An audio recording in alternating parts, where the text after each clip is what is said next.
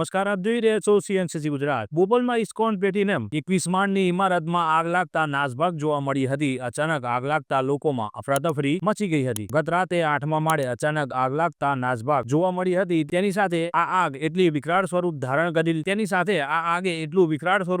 કરી લીધું હતું કે ત્યાં આગળ ફાયર ફાઇટર્સના સંખ્યાબંધ ફાઇટર્સને બોલાવવા મજબૂર બન્યા હતા. આ સમગ્ર ઘટનામાં એક મહિલાનો જીવ જાય છે. આ ઘટના તો ઘટી ગઈ, પરંતુ આ ઘટના ઉપરથી આ તંત્ર કેટલું લાપરવાહ છે તે પણ સામે આવી. આગ લાગવી એ આમ તો આકસ્મિક ઘટના છે, તે છતાં ફાયર ફાઇટર્સ આગ લાગવાની ઘટના માટે હર હંમેશ માટે તૈયાર રહે છે. આ ઇમારત જે જગ્યાએ છે ત્યાંથી માત્ર મિનિટના અંતરમાં ફાયર સ્ટેશન આવેલું છે, તે છતાં પણ આ ફાયર ફાઇટર્સને છેક નારોલથી બોલાવવામાં આવે છે. એનું કારણ એવું સામે આવ્યું કે શિલજમાં જે ફાયર સ્ટેશન સ્થાપિત છે તેનું રિપેરિંગ કામ કરવાનું બાકી હતું, જેને લઈને ત્યાંથી આ ફાયર ફાઇટર્સને બોલાવી શક્યા નહીં અને નારોલથી બોલાવવા પડ્યા. જે જેટલી ગંભીર બાબત છે તે આની ઉપરથી અનુમાન લગાવી શકાય છે. આગનું સ્વરૂપ ઘણું વિકરાળ હતું, જેને લઈને ઘણા બધા ફાયર ફાઇટર્સ બોલાવવા માટે તંત્ર મજબૂર બન્યું હતું. આગને કાબુમાં લાવવા લગભગ આખી રાત નીકળી ગઈ અને સવારના 5 વાગ્યા સુધી આ ફાયર ફાઇટર્સ કન્ટિન્યુઅસ પાણીનો છંટકાવ ચાલુ રાખે છે, ત્યારે જઈને આગ કાબુમાં આવે છે. ફાયર સ્ટેશને હર હંમેશ માટે વ્યવસ્થાપન સમયસર તૈયારીમાં હોવું જોઈએ, જેની જગ્યાએ અહીંયા તો રિપેરિંગમાં